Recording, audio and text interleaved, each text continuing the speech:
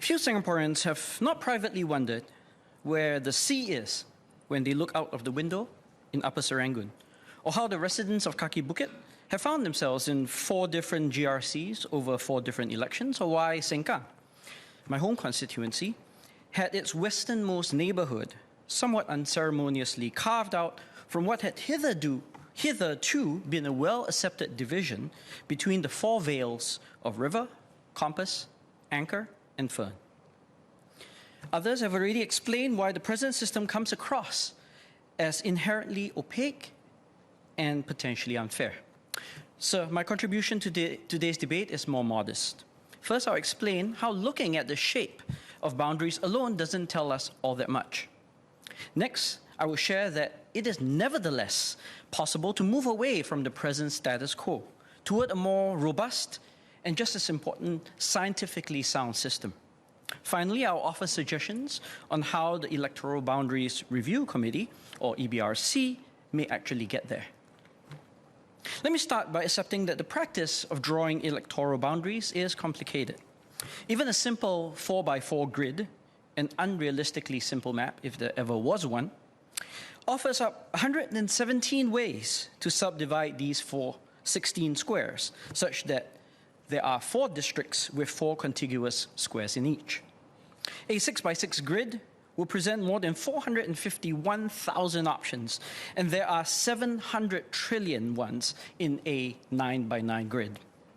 With such a dizzying array of possibilities, it is plausible that potentially nonsensical shapes could emerge. This raises the perverse possibility that even oddly shaped maps could somehow turn out to be fair. After all, the outcome depends on the allocation of voters across space. Nor can we rely solely on the magnitude of the win margins either.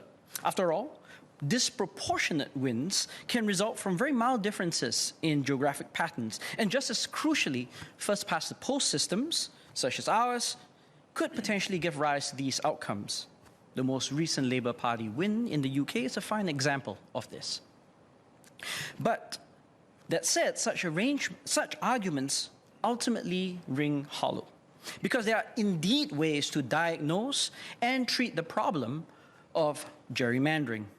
Advances in mathematics, political science, and economics offer the possibility of drawing credible maps, electoral maps that will undoubtedly be better than the current opaque practices pursued by the EBRC.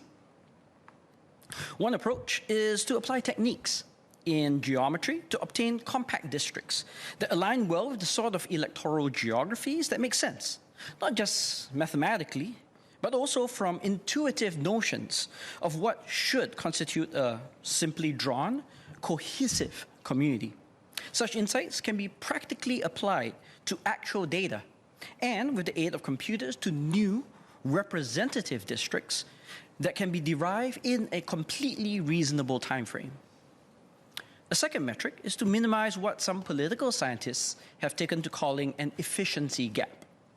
This approach simply asks that so-called wasted votes, the votes that would not be necessary for a winner to be declared in a given district, be kept as small as possible, taking into account voting shares across all districts. It boils down actually to a simple equation which tallies the difference between seat and vote margins.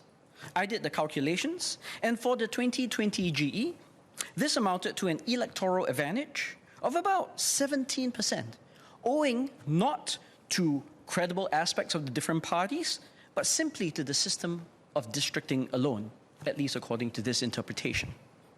This significantly, notably, is below the gap one saw between the PAP's share of the popular vote of 61% versus its seat share of 89%, but it nevertheless offers some sense of how much the PAP might currently benefit from the way that electoral boundaries are currently drawn. Now, a third relies more on game theoretic ideas to ensure fair division. One particularly promising strategy is to allow parties to take turns in either proposing divisions or rejecting unfavorable ones. This practice is actually less foreign than it seems. Elections in the 1950s in Singapore included representatives from several political parties, and in 1963, the PAP itself invited opposition parties to submit proposals on delineating constituencies. Possibly the most promising set of tools rely on simulations based on repeated samples. Now, such algorithms can generate sample redistricting plans under various constraints. In Singapore, we might imagine a need to meet specific population targets and geographical compactness, along with, of course, EIP considerations that are actually nevertheless more competitive. Just as important, these maps can be evaluated in advance, not merely after the fact, which means that they can be used by the EBRC to draw out mathematically fair constituencies. So the advances I've described are not just pie-in-the-sky ideas. They can and have been profitably applied in real-world situations, both as diagnostic tools as well as for the purposes of electoral reform. Legal arguments relying on these techniques have gone all the way to various constitutional courts, where, for example, in Florida, proposals for 8 of 27 proposed districts were struck down in 2023 on the basis of evidence presented. In the state of Pennsylvania, an analogous Supreme Court ruling in 2018 declared violations of that state's constitution resulting from partisan congressional maps.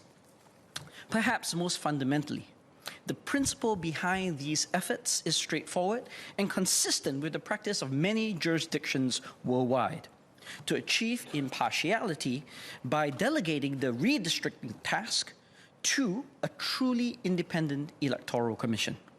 This has been adopted by, among other countries, Australia, Canada, India, Jordan, South Africa, South Korea, Thailand, and the United Kingdom. These tools are practically available. Computer packages to apply these solutions in a scalable way have been made available by researchers, including separate efforts by teams at Harvard and Tufts universities.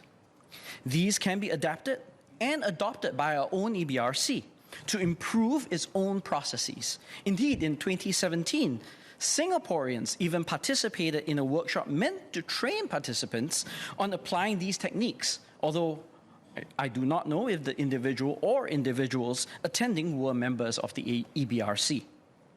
Now, even if we remain uncomfortable with completely delegating the redistricting task to automation, I personally would still favor human hands at the tiller. But in my view, publishing any adjustments and deviations from districts proposed by such algorithms would nevertheless constitute an important step forward in fairness. So, even if we accept that no perfect electoral districting system exists, it does not mean that we must be content with the status quo. The proposals I've offered get us much closer to a system that is both fair and, perhaps more importantly, perceived to be fair by the wider electorate. This surely is the sort of goal that everyone in this House and beyond would agree with. Benchmarking our existing electoral bounds against these that have passed mathematical muster would improve transparency and make these maps more acceptable to everyone involved.